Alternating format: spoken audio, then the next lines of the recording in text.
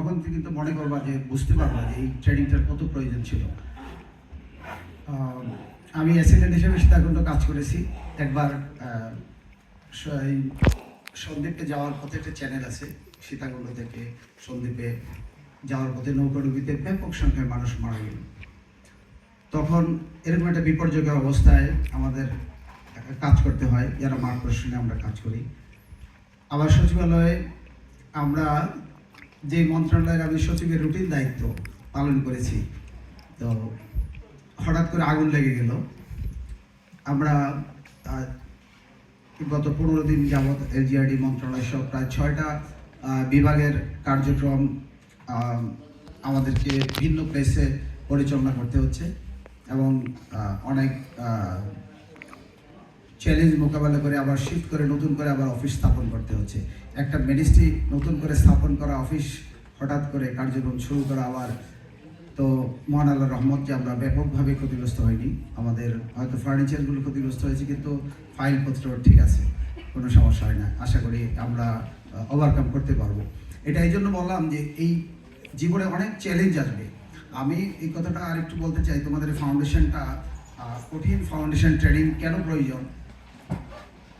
একজন অফিসার, তোমরা এই ট্রেনিং শেষেই হয়তো একটা ডিস্ট্রিক্টকে নেতৃত্ব দিবা, অথবা একটা উপজেলা পুরো ডিপার্টমেন্টকে নেতৃত্ব দিবা। যে যেই শৃঙ্খলার মধ্যে আছো সেখানে কিন্তু এই কর্মকর্তারা যারা ক্যাডার সার্ভিসের সদস্য এবং ফাউন্ডেশন করে যারা বেরিয়ে যাও, চাকরি কনফার্ম হওয়ার পর তোমাদের উপরে অনেক দায়িত্ব অর্পিত হয়।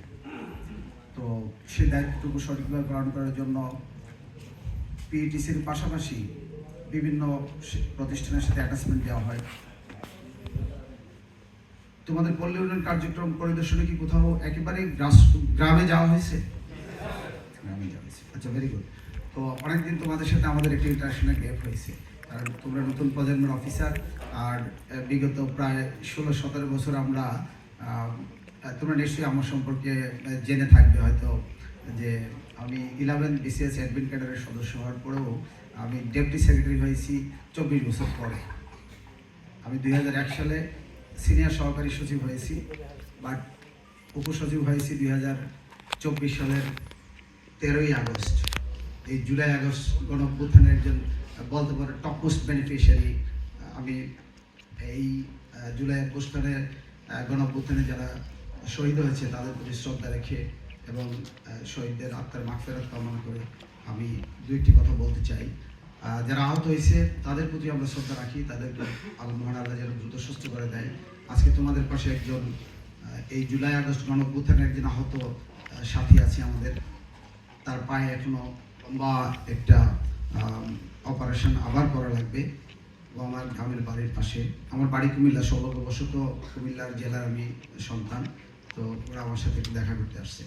তো প্রসঙ্গটা এই জন্য বললাম যে সিভিল সার্ভিসে আমাদেরকে অনেক চ্যালেঞ্জ মোকাবেলার জন্য প্রস্তুত থাকতে হবে, কখনো হতাশ হওয়া যাবে না।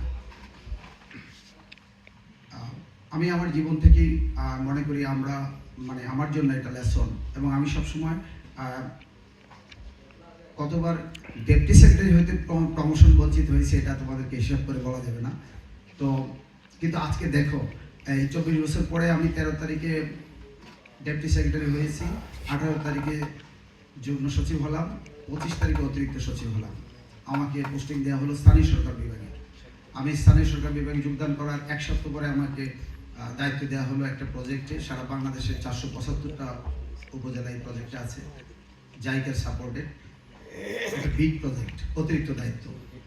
পাশাপাশি আমি এর 1 সপ্তাহ পরে নগর দক্ষিণ সিটি কর্পোরেশনের প্রশাসক রিটায়ারমেন্টে গেল, আমাকে অতিরিক্ত দায়িত্ব দেওয়া হলো দক্ষিণ সিটি কর্পোরেশনের প্রশাসকের। তারও 1 সপ্তাহ পরে আমার বেসমেন্ট লোকাল গভর্নমেন্টের সচিব ছিল, যার কাছে আমি যোগদানপত্র দিয়েছি, সে ওএসডি হয়ে গেল। আমি ওই মন্ত্রণালয়ের সিনিয়র মোস্ট এডিশনাল সেক্রেটারি ব্যাচে, তো যার কারণে আমাকে ওই রুটিন সচিবের দায়িত্ব পালন করা লাগছে 2 মাস 24 দিন। স্থানীয় সরকার বিভাগ নিশ্চয়ই তোমরা অবগত আছো, সারা বাংলাদেশের একেবারে ইউনিয়ন পরিষদ থেকে সিটি কর্পোরেশন, 4টা ওয়াসা আছে, ঢাকা, চট্টগ্রাম, খুলনা, রাজশাহী, প্লাস এলজিইডি এবং ডিপিএইচি। 45,000 কোটি টাকা হইল ওই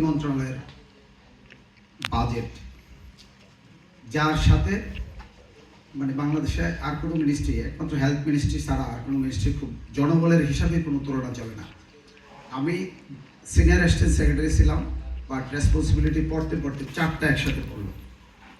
গত 4 মাস 5 মাস এই সচিব পদে পদোন্নতি পাওয়ার আগ পর্যন্ত একসাথে আমাকে 4টা দায়িত্ব পালন করতে হয়েছে। তো আমি কতটা সফল হয়েছি বিফল হয়েছি আমি জানি না, বাট আমাদের সিনিয়র যারা সিভিল সার্ভিসের অথবা আমাদের সদস্য সরকারের অন্তর্বর্তী সরকারের মাননীয় চিফ অ্যাডভাইজার সহ আমাদের সম্মানিত পরিষদের